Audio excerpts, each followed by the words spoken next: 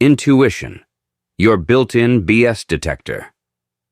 How does it work, this intuition thingy? We're talking about tapping into the source through the channel of feeling. It's an ineffable way, which basically means you can't put words to it, you just feel it, to access nature in this massive, expansive way. You ever got a bad feeling about getting on that train or that plane? Did you ever get a bad vibe from someone or something? That is intuition. And the more you exercise it in your life, the better you will get at it. You want to know how to get that gut feeling, that little voice in your head, that intuition working for you. It ain't rocket science, but it takes a little effort, kind of like breaking in a new pair of shoes. You got to put in the miles. Here's the deal. You got to practice mindfulness, start paying attention to what your damn body's telling you, and for the love of God, learn to trust that inner voice. Yeah, the one that usually gets drowned out by all the other noise. Do some regular meditation, write some shit down in a journal, and get your ass out in nature. All that stuff helps you tune into that little antenna you got called intuition. Let's break it down, a little deeper. Meditation. You gotta learn to shut your brain up for a minute. All that jabbering in your head, it's making it impossible to hear the subtle whispers of your intuition. Regular meditation helps quiet that internal racket so you can actually hear what your gut's trying to tell you. Mindfulness. This ain't some hippy-dippy bullshit. It's just paying attention to what's happening right now.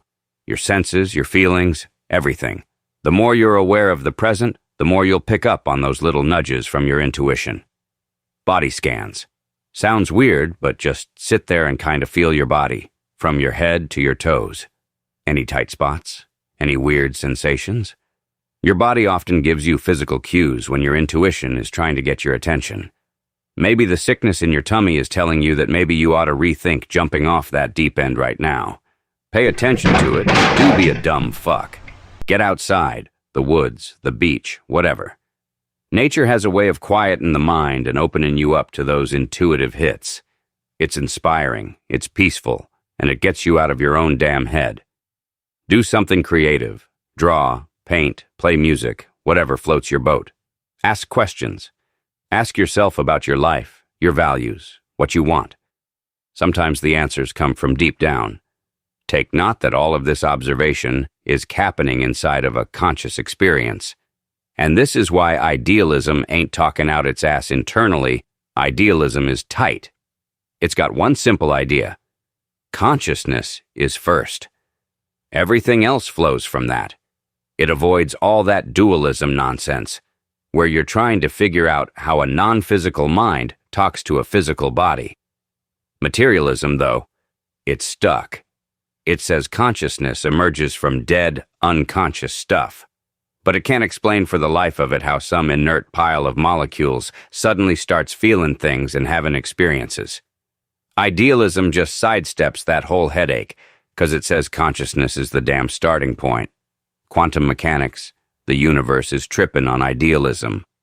Now, for plausibility, idealism lines up with some wild shit coming out of quantum mechanics. You know those eggheads who won the Nobel Prize in 2022 for proving that locality and objective physical realism are basically bunk? They showed that when you measure something at the quantum level, it actually influences what that thing is. The observer plays a part in making reality appear. That's a hell of a lot closer to idealism, where consciousness is actively involved in cooking up the physical world, than it is to materialism, where you're just a passive observer looking at dead stuff. The association problem and dissociative identity. One of the big gripes against idealism is this association problem. Why should the whole damn universe be conscious just 'cause we're conscious? We see individual conscious experiences, but that doesn't mean there's some cosmic consciousness, right? But here's a thought. Look at dissociative identity disorder, DID, where one person has multiple distinct conscious states. Proof of concept. It shows that differentiated conscious states can exist within a larger, global consciousness. Bernardo Kastrup, some smart dude who's pushing this analytic idealism, says that life itself is just what a dissociative process looks like from the outside. So, maybe the universe isn't one giant brain, but a whole bunch of experiences all happening within a bigger, underlying consciousness. Panpsychism. Now, some guys are trying to bridge the gap with panpsychism, which says even fundamental particles have some kind of proto-consciousness. But that's possibly just kicking the can down the road. How do all those little bits of consciousness add up to your conscious experience? It doesn't explain how they unify into a coherent, subjective feeling. And honestly, it still sounds like they're just trying to shove consciousness into a materialist box instead of coming up with something truly new.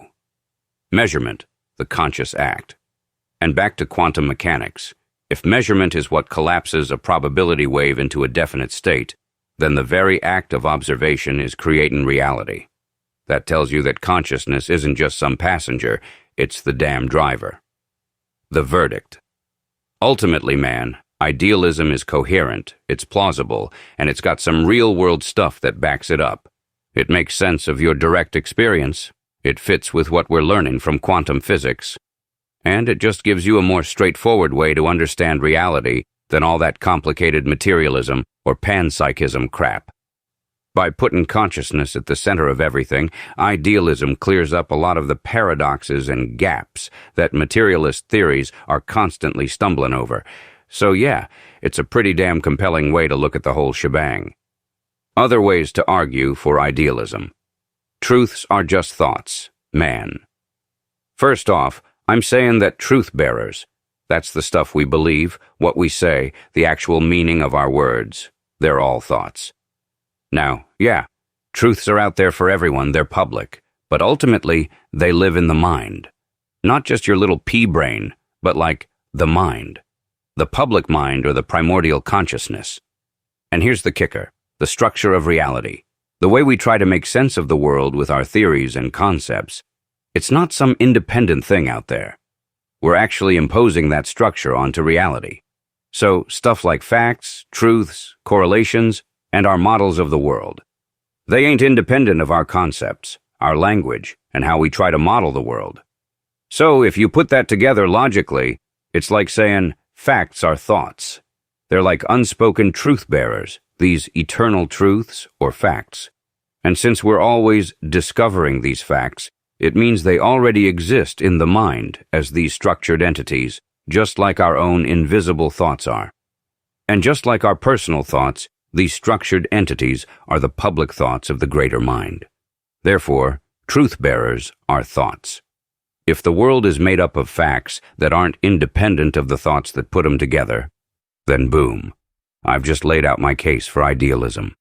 Facts are the truth makers, and they're public now, the truth makers. That's what makes a proposition true. Those are the facts. And since facts are public, that points to the nature of a greater public mind. A proposition is true when it matches up with the facts. Like, the sky is blue is a fact. And that blueness corresponds with the thoughts that it's true.